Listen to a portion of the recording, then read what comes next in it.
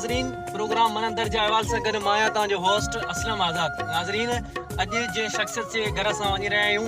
उहो कंहिं तारीफ़ जी मोहताज न आहे। साबिक़ DO एजुकेशन साईं मामून सिद्दीक़ मेमन साहब हलूं था उन्हनि जे घर ऐं कंदासीं उन्हनि सां खोड़ सारियूं ॻाल्हियूं।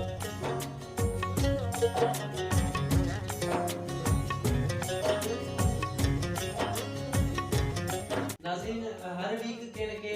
सेलिब्रिटी सां तव्हांखे मुलाक़ात कराईंदा आहियूं। अॼु जे शख़्सियत सां असां गॾु आहियूं साबिक़ DO एजुकेशन ऐं उस्ताद जहिड़े अज़ीम पेशे सां ताल्लुक़ रखंदड़ साईं मामून सिद्दीक़ मेमन साहब। अचो तो उन्हनि साईं हाल अहवाल कयूं। अस्सलाम वालेकुम साईं। साईं ख़ुशि आहियो मज़े में? तबियतूं ठीकु आहे? अल्लाह जो शुक्र साईं। साईं छा मसरूफ़ियत हुन वक़्तु? हिन वक़्तु रिटायरमेंट खां पोइ तक़रीबन तबीयती नासाज़ी करे कारोबार खे त कोन ॾिनी। बाक़ी घर आहे, मस्जिद आहे, ॿारनि सां इधर आहे, बस इहे ई मसरूफ़ियत आहिनि। ऐं शाम जे टाइम ते का सोशल एक्टिविटी आहे त हुन में भरपूर हुन सां वठूं पिया। जी जी इहे वक़्तु गुज़रियल अल्लाह जा कर। अच्छा साईं, असांजे नाज़रीन खे तव्हां ॿुधाईंदा त तव्हांजी जेका बेसिकली एजुकेशन ऐं उहो किथां खां स्टार्ट थी ऐं केसि ताईं जारी रही? प्राइमरी तइलीम जा 5 दर्जा प्राइमरी स्कूल चोटिवानी में थिया अल्हम्दुलिल्लाह। ऐं उन खां पोइ 6 क्लास खां वठी 8 क्लास ताईं मिडिल स्कूल चोटिवानी में तइलीम हासिल थी। उन खां पोइ 9 ऐं 9 क्लास जेको सो गवर्नमेंट हाई स्कूल सजावट मां थियो अल्हम्दुलिल्लाह। उन खां पोइ फर्स्ट ईयर इंटर BA ऐं MA उहो प्राइवेट नमूने सां कॉलेज ऐं यूनिवर्सिटी मां तइलीम मुकमल थी। उन खां पोइ PTC 75 में एलिमेंट्री कॉलेज में वठण में थी। उन खां पोइ 87, 82 ऐं 83 में BEd एजुकेशन जेका सो ओल्ड कैंपस हैदराबाद में थी। जी जी उन खां पोइ M.Ed 97, 98 में ओल्ड कैंपस हैदराबाद में थी। जी ऐसा थी तइलीम बस M.Ed ताईं तइलीम हासिल कई आहे। माशाल्लाह साईं। साईं इन खां अलावा पोइ जेको तव्हां डिस्ट्रिक्ट एजुकेशन ऑफिसर जी पोस्ट ते रहिया, इन हवाले सां ज़िले ठटे ऐं तिलके शाहबंदर जे तइलीम जे हवाले सां तव्हां कहिड़ियूं कहिड़ियूं ख़िदमतूं सर अंजाम ॾिनियूं? एज़ ए DO मूंखे सिर्फ़ु 11 महीना ई मुंहिंजी हुई पोस्टिंग सजावट में डिस्ट्रिक्ट एजुकेशन ऑफिसर। जी जी उन ई दौरान इहो थियो जो जेके बि चार्ज हुई सा असांजे छठे जे DO वटि हुई। इन करे जो सजावट ज़रूरत जा न थियो, इन करे असांजे न को ऑफिस हुई, न को असांखे का चार्ज वग़ैरह हुई, न असांखे का बजट वग़ैरह हुई। ऐं तक़रीबन 2 महीना 3 महीना त उन्हनि जे ज़िले छठे वारनि जे अंडर में रहियासीं। ऐं जीअं असांखे कुझु पावर मिलिया त हुन टाइम ते वरी मूंखे हिते लोकल बॉडी जी इलेक्शन जो मरलो शुरू थियो त हुते RO शाहबंदर करे रखियो। जी जी त इन करे मुंहिंजो ज़्यादा टाइम जेको सो वरी मुंहिंजे RO में गुज़री वियो। जी ऐं हितां जा इलेक्शन कराए वांदा थियासीं त बाक़ी महीना ई पता 2 महीना खां पोइ रिटायरमेंट थी वई। इन दौरान बि हैदराबाद जूं मीटिंगूं, स्कूलनि जूं विज़िटूं ऐं उस्तादनि खे तइलीम जी सुधारे लाइ लेक्चर ऐं जेका ड्यूटी मिली पियो उहो ड्यूटी पंहिंजे सर जा ड्यूटी में कंदो। सही। अच्छा साईं, हिन वक़्तु जेको ॾिठो वञे थो पूरी सिंध में, पर असांजे जेको डिस्ट्रिक्ट सजावल आहे, उन हवाले सां ॾींहों ॾींहुं तइलीम जो जेको मयार आहे उहो किरंदो थो वञे ऐं स्कूल जेके आहिनि से ख़ाली पिया आहिनि ऐं उस्तादनि जी खोट वग़ैरह, इन इश्यूज़ ते तव्हां छा चवणु चाहींदा? तइलीम जे सिलसिले में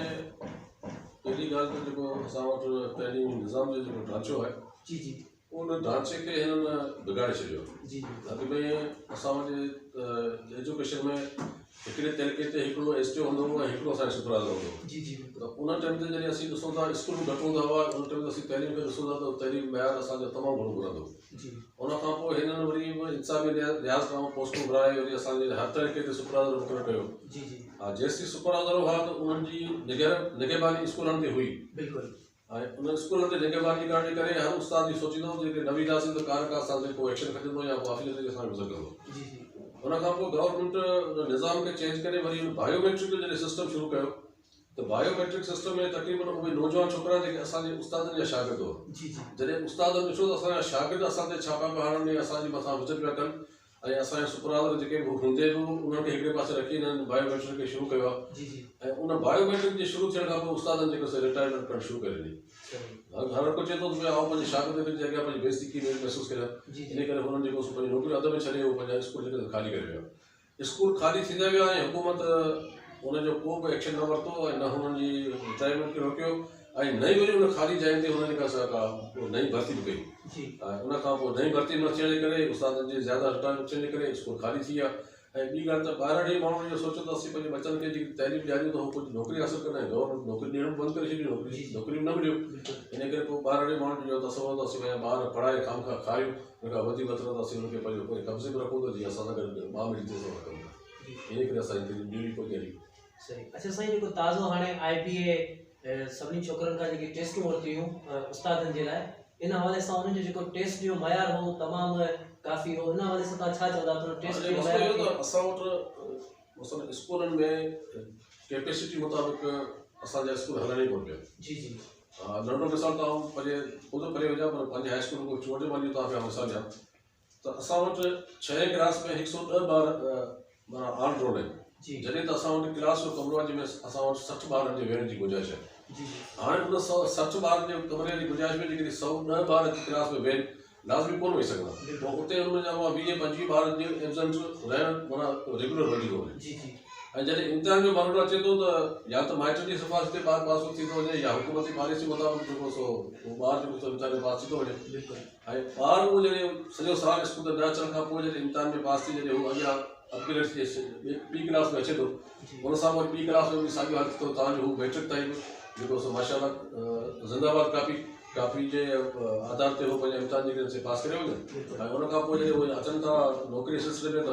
उन्हनि खे उहा नॉलेज कोन थी रहे ऐं ॿी ॻाल्हि इहा त तइलीम मुकमल करण खां पोइ कंहिं बि शागिर्द जो किताब सां टच रहे कोन थो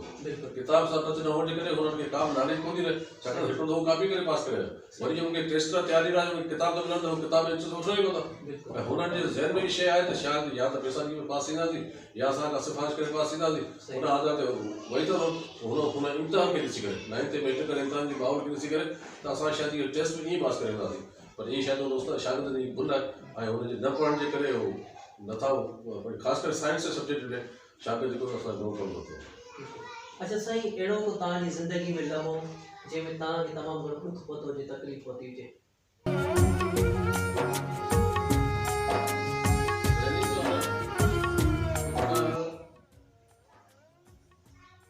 कई क़िस्म थी सघंदा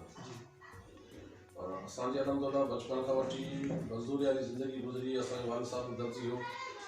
असां बि दर्जी जो कमु करे मज़दूरी करे असां जेको सो इहो अॻियां मैट्रिक खां पोइ पंहिंजी तइलीम हासिलु कई उन खां पोइ जॾहिं असांजो हाणे ताज़ो 2014 ऐं 2015 में जॾहिं मुंहिंजी वालिदा ऐं मुंहिंजो वालिद साहब जेके असां खां जुदा थी विया मुंहिंजे ख़्याल में उन्हनि जहिड़ी हस्ती को दुनिया में त आहिनि ई कोन ऐं उन्हनि मज़दूरी जी हालत में उन्हनि असांखे पढ़ाए पंहिंजे वालिदनि असांखे मंज़िल ते पहुचायो ऐं उहे जॾहिं असांजे अचे लॻिया साल हिकु साल में हिकिड़ो ॿिए साल में ॿियो जॾहिं असां खां जुदा थी विया त मुंहिंजे ख़्याल में इहो ॾुख असांजे बर्दाश्त करण लाइ ॿाहिरि हो अल्लाह तबारक व तआला आहे त अल्लाह तबारक व तआला हुनखे जन्नत में फिरदौस में जॻह अता फरमाए ऐं असां उन्हनि जे साए में उन्हनि जे दुआनि सां हिन मंज़िल ते पहुता आहियूं ऐं असांजी दुआ हुननि सां गॾु उमेद आहे त उन्हनि जी दुआ पसंदि कयूं ऐं हिन मौक़े मां फ़ाइदो वठंदे त घटि में घटि असांजी तइलीम खे सुधारण जे लाइ पहिरियों स्टेप त उन्हनि खे इहो करणु खपे त फौरी तौर ते जेके असांजी जॻहियूं ख़ाली थी वियूं आहिनि उन्हनि खे उन जॻह ते उस्तादनि खे भर्ती कयो उन खां पोइ ॿी ॻाल्हि इहा त जिन स्कूलनि में असां वटि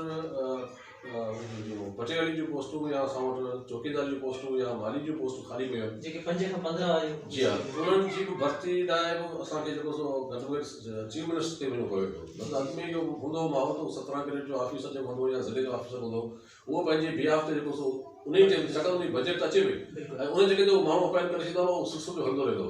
हींअर अहिड़ा स्कूल काफ़ी जेके असांजे स्कूल जिते 800-900 या 1000 ताईं इन्वॉल्वमेंट आहे उते न चौकीदार आहे न पटेवारो आहे न असां को माली आहे उते हाणे उहो हेडमास्टर जेके अची वेहनि था उते परेशान त हाणे छा कयूं आहे इहे शिकायतूं अचनि थियूं त किथां कहिड़ी स्कूल चोरी थी वई का कहिड़ी स्कूल चोरी थी वई का कहिड़ी स्कूल चोरी थी वई इन करे असांजी हुकूमत खे इहा आहे एडवाइस बि आहे रिक्वेस्ट बि आहे त बराबरि आहे महिरबानी तइलीम तरफ़ ज़्यादा तवजो ॾियनि जेके स्कूल असांजा डैमेज आहिनि उन्हनि खे फौरी तौर तयारु कराए ऐं जेके पोस्टूं असांजे उस्ताद जूं ख़ाली न उन्हनि खे फौरी तौर ते भर्ती कनि ऐं जेके लोअर ग्रेड जूं पोस्टूं जेके ख़ाली पियूं आहिनि उहे बि जेके पंहिंजे डिस्ट्रिक्ट एजुकेशन ऑफिसर जे बिहाफ ते उन्हनि पोस्ट खे जल्दी भराए त जीअं असांजे स्कूल जो माहौल अच्छा साईं असांजो जेको नौजवान नस्ल आहे उनजे लाइ तव्हांजो कहिड़ो मैसेज हूंदो नौजवान नस्ल खे इहो मैसेज आहे त उहो जेको पंहिंजो वांदकई जो वक़्तु जेको फिज़ूल तालीम में ज़ाया कनि था अॼुकल्ह जेको इहो मोबाइल सिस्टम निकितो आहे सॼो ॾींहुं मोबाइल ते या राति जे टाइम ते बे वक़्तु आहे त बाज़ारनि में या वही किथे उन्हनि कचहरी में जे मां करो असांजो फ़ाइदो न थिए उन खां वधीक बहितर आहे त हू पंहिंजो टाइम किताबनि खे ॾींहुं पंहिंजे किताबनि खे पंहिंजे दोस्त बनाए या जेके असांजो सिहत जे सुधारण लाइ भलाई जा जेके रांदियूं आहिनि उन्हनि में हू हिसो वठनि ऐं ॿियो ॿी ॻाल्हि इहा त जेके ॿियो हिकिड़ो मैसेज छॾींदुसि पंहिंजे वालिदनि खे त जेके पंहिंजे बचनि खे पढ़ाइनि था उन्हनि खे कोशिशि करे जॾहिं ॿार जेके 9th क्लास में पहुचे थो त उनखे कंहिं न कंहिं हुनर सिखण में उहो जेको हुनखे मशहूरु करे छॾीनि हुनखे हुनरी तइलीम ॾियारीनि त जीअं हू मैट्रिक पास करण खां पोइ इहो न सोचे त हाणे मूंखे नौकिरी ॾे वरी छा कंदुसि एतिरो हुन वटि हुनर हुजे जो हू गॾु पंहिंजे पेरनि ते बीह सघे ऐं पंहिंजी हुन कमाई मां पंहिंजो बि ज़िंदगी गुज़ारे सघे ऐं पंहिंजे माइटनि जो साथ ॾेई जी नाज़रीन,